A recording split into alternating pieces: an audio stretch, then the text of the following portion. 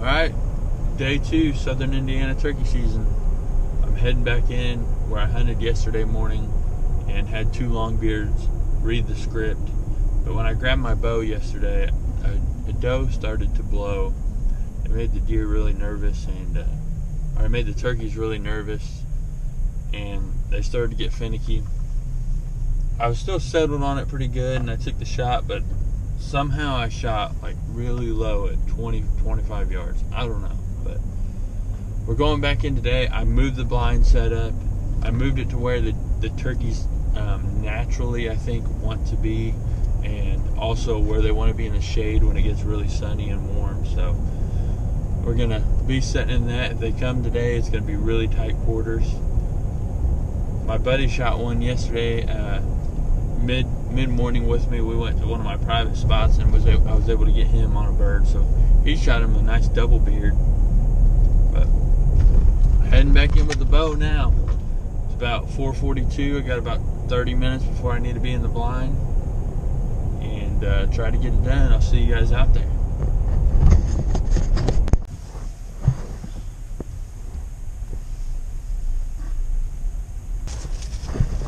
Listen, breakfast of champions, sausage, egg, and cheese croissant.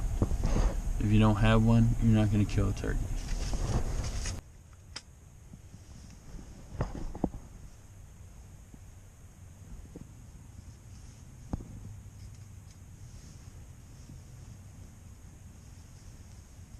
Sounds like I have one gobbling behind me and maybe a wind to my left.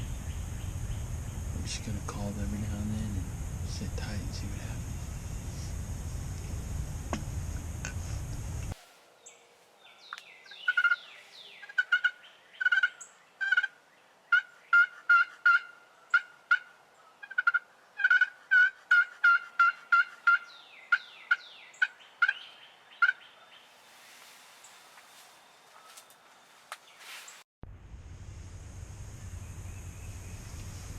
This got wild in a hurry. I've got 2 in front of me about 80 yards gobbling. One over my right shoulder gobbling about 150 yards. The birds are wanting to come up here and get in the shade. So we're going to hang tight and see what happens.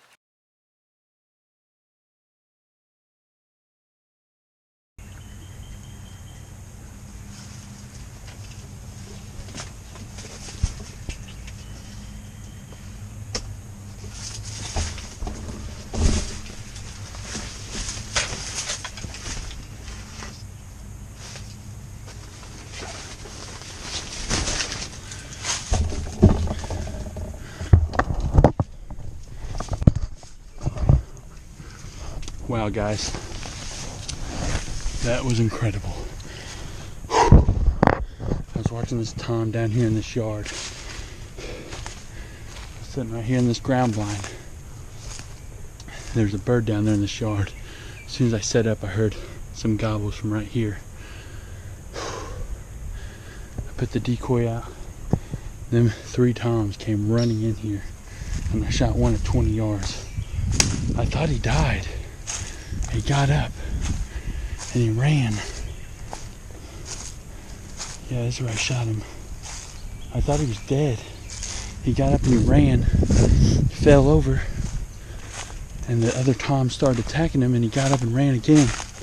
Luckily, one of the toms jumped on him and started breeding him. I was able to get up and get a second shot. Alright, time to go get him. Let's go see what it looks like. Alright guys, here he is. He's I'd say a 3-year-old, maybe a 4-year-old bird, based off of spur spot size. Big old head on the joker. Came into this spot, gained permission last deer season, and kept cameras in here. Came in here, cleared a bunch out, put a clover plot in, and I knew if I wanted to kill one in here, I wanted it to be with a bow. So that's what we did. We came in here, came in today, and I hunted all day, all morning. Had a bird come to about 40 yards, but didn't like it, so he left. Kept hearing him gobble. Decided to move my blind from up on top of the ridge to a bench over here on the ridge, and it paid off in a big way. I seen 4 toms in less than an hour of sitting there, and this one, along with 2 other beautiful toms, came running in to destroy my decoys. So I was able to get a shot off, and I have to watch the footage back. I haven't watched it yet, but the shot felt good. The bird ran about 40 yards, laid down, thought he was dead. The other birds started beating him up. He actually got up and ran like 20 more yards. So I got out of the blind and loaded another Beast Broadhead up and shot him one more time just to finish him off. But great hunt, Southern Indiana bird.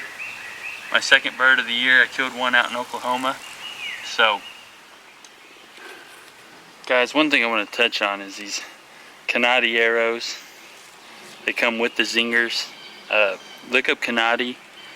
It's a killer arrow, man. It comes ready to go, custom built. But the other thing too that I've started shooting during deer season this last year is these Beast Broadheads made by Josh Bowmar. I love them. They're spring loaded and they just don't break. I actually shot 2 deer with this Beast Broadhead last year, and something you need to check out. The technology in these things is just great. Nothing's been on it. The tip's in great shape. Blades are in great shape. So yeah, just check those out. Another thing I want to touch on is this call. This call was given to me by a friend named Matt Mitchell, and he had a guy named Tim Oldham Jr. Make this for me. It says brothers because he also had one made for my brother named Randy. But this slate call has been great. Give Tim Oldham a try. He's in Southern Indiana, Yankeetown, I believe. He's on Facebook. He's won a lot of NWTF awards. He just knows turkeys. He knows what he's doing, and I believe he can put absolutely anything you want on one of these calls. You know, memorabilia, a picture of somebody, whatever you want. I think he can do it. So Tim Oldham Jr., give him a call. Look him up on Facebook. He put number 730, so I'm guessing that's what number call this is. But great call, and it did me some really good in here. So had the birds hammering today.